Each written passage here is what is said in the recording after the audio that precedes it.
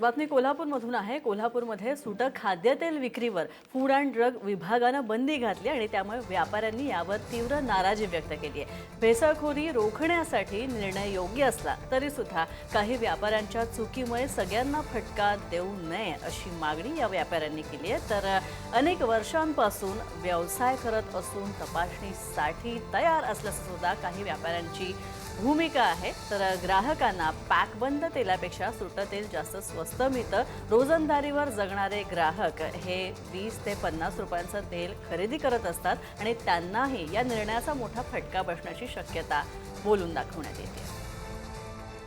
तुमच्या वाचनात आला त्यावेळी नेमकं काय तुम्हाला ह्या सगळ्या चर्चेत स्वतःला त्या ठिकाणी अनेक वर्षांचा व्यवसाय तुम्ही पाहिलेला आहात, काय नेमकं त्यावेळी भावना? गव्हर्नमेंटनं आज जे आता एफडीएचं जे आयुक्त साहेब आलेले आहेत तुकाराम मुंडे साहेब यांचं काम आता उत्तमरित्या चालूच आहे आणि काही त्यांचे निर्णय योग्य पण आहेत।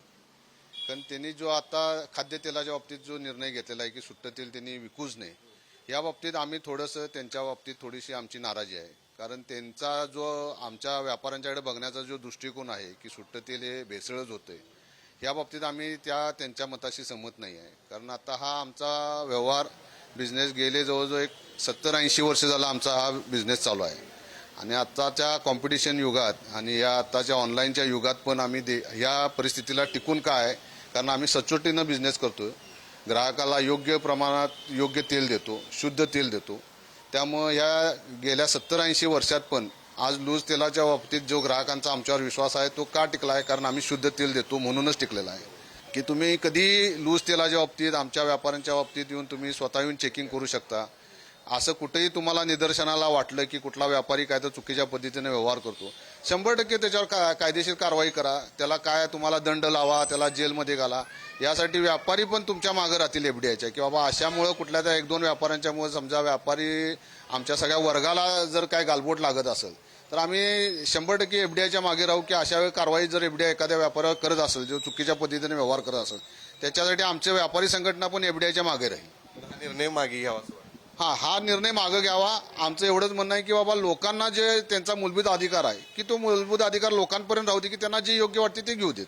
20 रुपयाचं तेल नेणारे सुद्धा लोक आहेत। 20 रुपये पाव किलो द्या, अर्धा किलो द्या, एक दिवस अर्धा किलो नेणारे माणसं त्याच्या परिस्थितीप्रमाणे नेते। सुट्टं तेल विक्री चालूच पाहिजे। मी आता 20 किलो घेणार।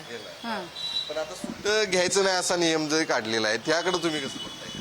मग आता पर्यायच नाही, आता डबा घेणार तर मग सुट्टे घेणार, हा विषय आहे। आम्ही 25 वर्ष आम्ही दोघं नवरा बायकोच आहे आणि कायम नेहमी इथनं घेतोय आम्ही, पण आम्हाला कधी बेसळ काय आलेलं नाही। नेहमी सुट्टं तेल नेतोय, आता डबा घ्यायला बचत होते त्याच्यापेक्षा कसं आहे माणसाची कॅपॅसिटी नसते। 1 लिटर आता डबा जर आला तर तो 15 किलोचा येतोय। आता आम्हाला जर पाहिजे असेल 1-2 किलो सर्वसामान्य माणसाला, तर सर्वसामान्य माणूस काय करतो, पैशाचा विचार करता हा इथून लूज येत आहे आणि ह्याची एवढी गॅरंटी आहे ना तेलाची, तुम्ही कुठेही अशी क्वालिटी मिळणार।